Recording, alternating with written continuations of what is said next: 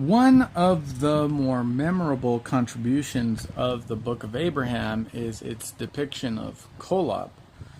According to the Book of Abraham, Kolob is characterized by the following features.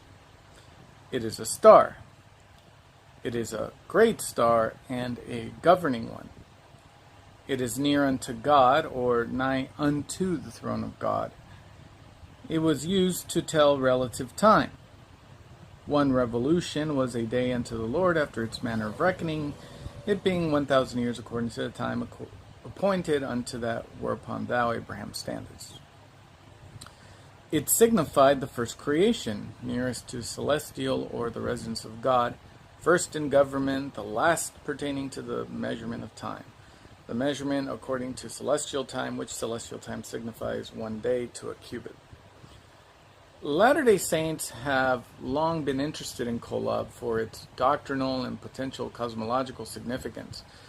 The opening words to the beloved Latter-day Saint hymn, If You Could Hide to Kolob, written by W. W. Phelps, was of course inspired by Kolob in the Book of Abraham.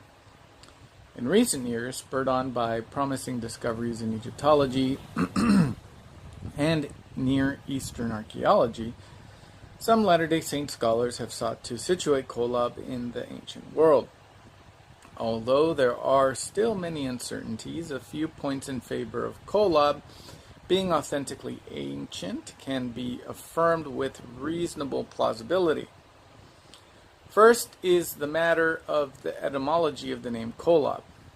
One of the more common proposals is that the name derives from the Semitic root QLB, meaning heart, center, middle, and is thus related to the root QRB, meaning to be near, close.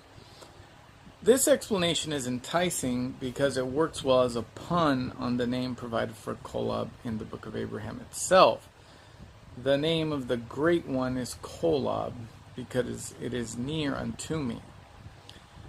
The drawback of this theory, however, is that QLB as a Semitic word is only attested as far back as Arabic, which is considerably later than Abraham's time. That being said, there are conjectural Afroasiatic roots that could potentially place this word in Abraham's day.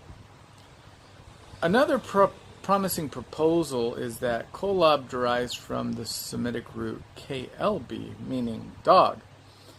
This theory has been circulating since at least the early 20th century when a non-Latter-day Saint named James E. Homans, writing under the pseudonym R.C. Webb, postulated this idea in 1913. This in turn has prompted some to identify Kolob with Sirius, the dog star, known as Sopdet or Sothis in Greek, in ancient Egypt. Sirius held both mythological as well as calendrical significance to the ancient Egyptians. Usually associated with the goddess Isis or Hathor, the star Sirius had a special role because its heliacal rising coincided with the ideal Egyptian New Year day that was linked with the onset of the Nile inundation. Both Sirius and Kolob share a number of overlapping characteristics, including both are associated with the throne of God, both are recognized as the greatest, probably meaning brightest of the stars, both are depicted as governing other stars, both are associated with creation, both are significant in measuring time. While these convergences are compelling, the main drawback to this theory is that, as far as is currently attested, KLB, dog, appears to have been used anciently to identify the constellation Hercules, as opposed to Canis Major, which contains Sirius. However, by the Greco-Roman period of Egyptian history, the period that the Joseph Smith papyri and facsimiles date to, there is evidence that Sirius, Isis Sothis, was represented as a large dog, and it is possible that this representation predates Abraham's day, although this point is disputed among Egyptologists. At this point, the identification of Kolob as Sirius is promising but remains unproven. Conceptually, the way Kolob is depicted in the Book of Abraham interplays well with ancient Egyptian cosmology as explained by Egyptologist John Gee. Quote, the ancient Egyptians associated the idea of encircling something, whether in the sky or on earth, with controlling or governing it, and the same terms are used for both.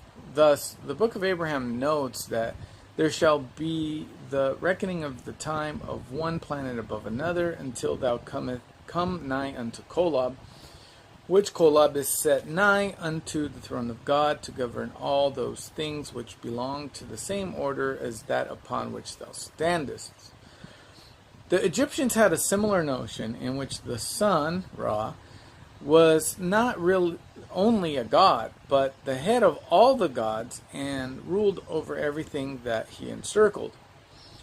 Abraham's astronomy sets the sun, that which is to rule the day, as greater than the moon, but less than Kolob, which governs the sun.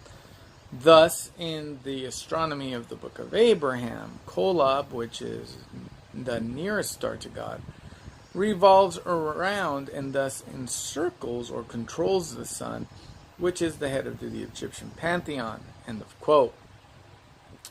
While questions about the identification of Kolob still remain, there are some very tantalizing pieces of evidence that, when brought together, reinforce the antiquity of this astronomical concept unique to the Book of Abraham.